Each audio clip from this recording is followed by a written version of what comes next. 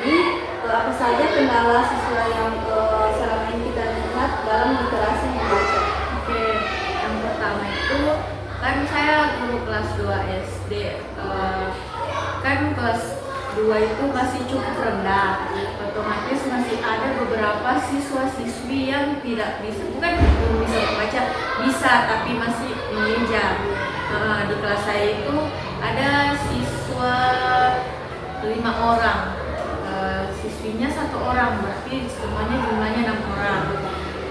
Dia sudah bisa mengenal huruf, sudah bisa mengeja, tetapi dia belum bisa membaca dengan lancar.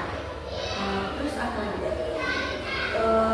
Menurut ada perbedaan, pasti ada perbedaan ya, antara siswa yang kita membaca dengan siswa yang tidak tahu tadi.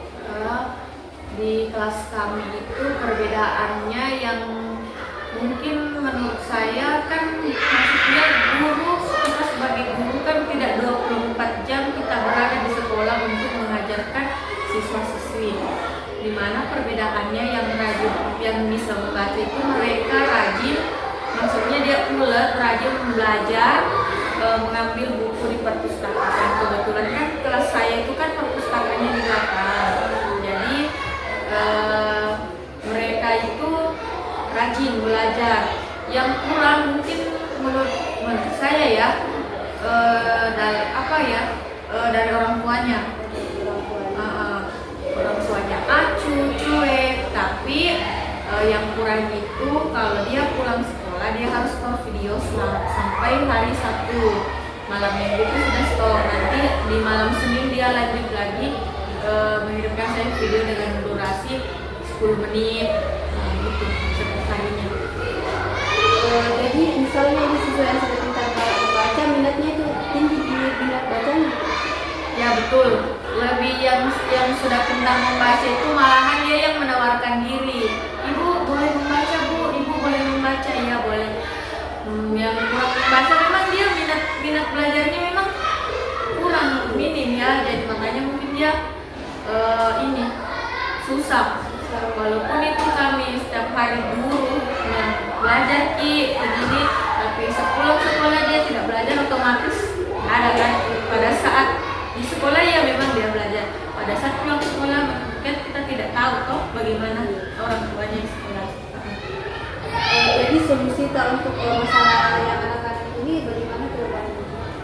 Oke, baik, solusi saya untuk anak-anak yang belum belajar membaca, yang pertama itu tadi mengirimkan video durasinya 10-15 menit. Yang kedua itu sebelum masuk mata pelajaran yang misalnya matematika, jam pertama kami memberikan latihan membaca, literasi membaca. Setelah itu sebelum pulang sekolah kami latih juga membaca. Kan kemarin juga kita ajarkan membaca toh? Baik, itu saja mungkin dari saya, atau masih ada lagi? Ini Bu, mohon maaf, satu lagi, misalnya ini faktornya itu dari mana saja? Dari Keterlambatan membacanya.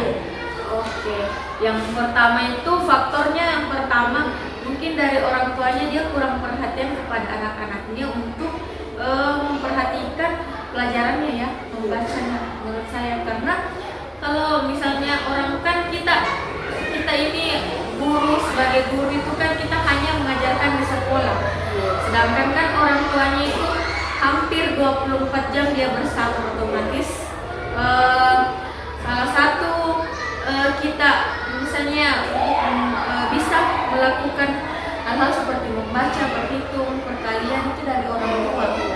Karena kan guru itu hanya berapa jam toh ya, sedangkan kan mulai jam 7.30 sampai jam 11.30 itu kan sekolah.